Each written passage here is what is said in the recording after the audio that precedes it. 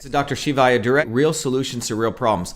Let's talk about cannabis. Cannabis is a crop. It's an amazing herb that's been around for thousands of years.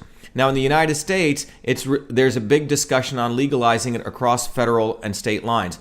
My view on cannabis is very simple. It's a medicine. We should be supporting its research, and we should be making it accessible to those people that need it. However, the Republicans and Democrats who are jumping in on the cannabis bandwagon, they have one intention: to centralize it and outsource it to big companies that can take it away from everyday people. In my view, those people who need access should have it. More importantly, if people want to grow it in their local homes, on their local yards, they should have every right to do that. But the big corporations who are jumping in are bamboozling people, acting as though they care for cannabis, but what they really want to do is centralize control, profit from it in enormous ways by outsourcing it and letting companies like Monsanto monopolize it. I'm against that. I believe that cannabis is something that should be made accessible to all, especially for those people who need it as a medicine. Thank you.